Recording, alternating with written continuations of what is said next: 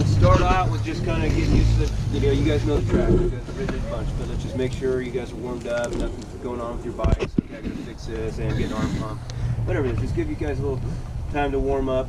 I can kind of see where the track's going. I can watch you guys. I know most of the mistakes and things that everybody's going to be doing, but that's just how we'll warm up. Then we'll come back here and then we're going to put a bike right here, and I'm going to go over all the technique things. There's 6 different things that I look at, 6 different fundamentals that we need to work on. We need to work on where do we control the motorcycle, where are we one with the motorcycle, how do we stabilize the motorcycle, how do we flow with the motorcycle, how are we ahead of the motorcycle, and where's your mind at?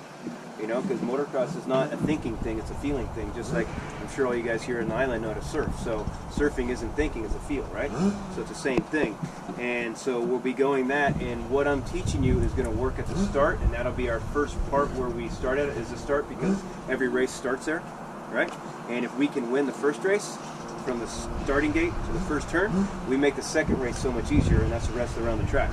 If you mess up the first race, well then you make the second race much harder, right? And it's much easier to get you guys in a position of where I want, and then that position is going to start working at this jump, at that turn, at that straightaway, at that uphill, at that downhill, okay?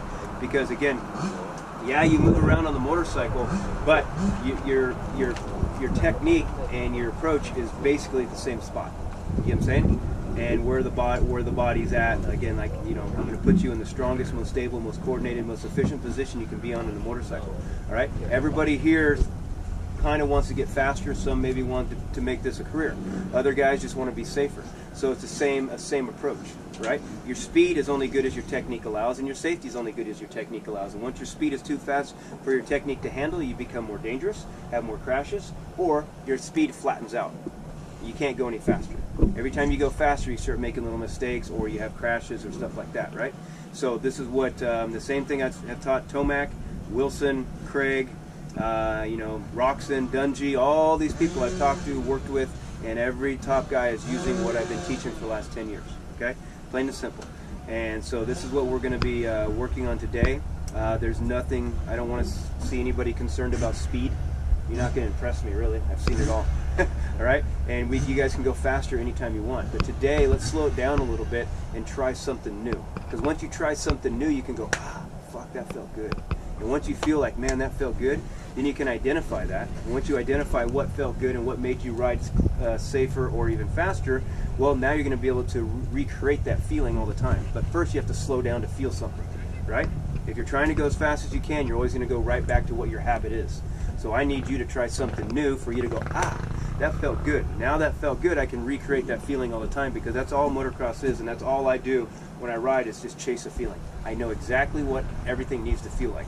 And if it doesn't feel like it that corner, the next lap around it's going to, right? I dissect it the whole time, and that's where we're going to be at today. So then you guys are going to have a bunch of homework to work on, and so you guys can become better riders, safer riders, because again, it's not what you really do at the track, and you can put all this safety equipment on, neck braces and stuff like that, but they're not going to make you any safer. They actually make you more dangerous.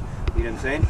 What's going to make you safer is you taking that responsibility in your own hands of how you ride, where your technique is, where your mind's at, where your training's at, where your nutrition's at, where your rest is at, da-da-da-da-da-da. You get what I'm saying? So I don't own a track, I don't own a safety equipment company, or do I own a motorcycle company, but the technique that I'm teaching is your guys' way to be safer, right?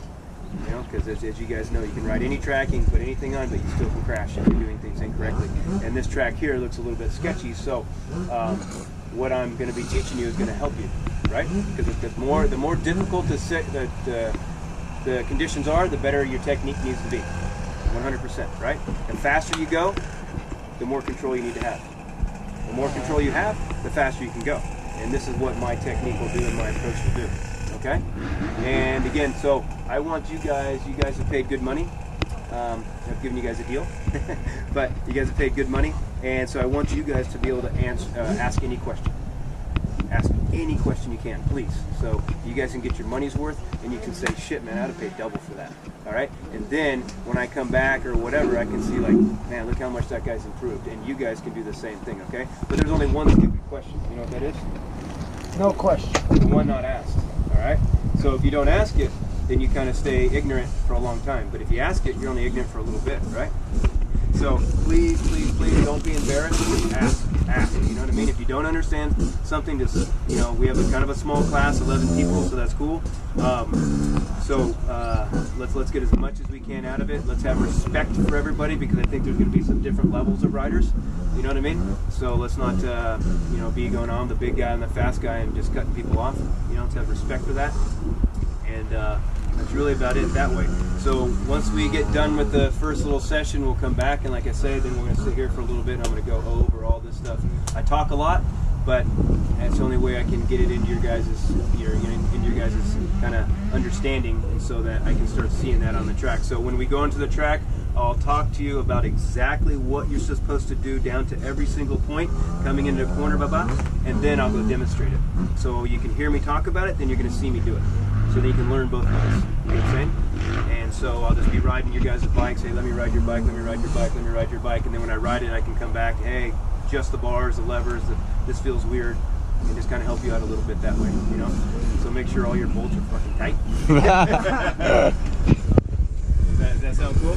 And again, we're gonna have a good time too. You know, we're gonna have a good time. We're gonna do 4 hours, and I don't stop much. Little breaks. Hey, get a gas, get water, get some drink. Let's go back out. Everybody cool with that? Okay. All right, guys. So again, let's have fun today. Let's keep it down. There's nobody you're gonna impress. I didn't see any trophies.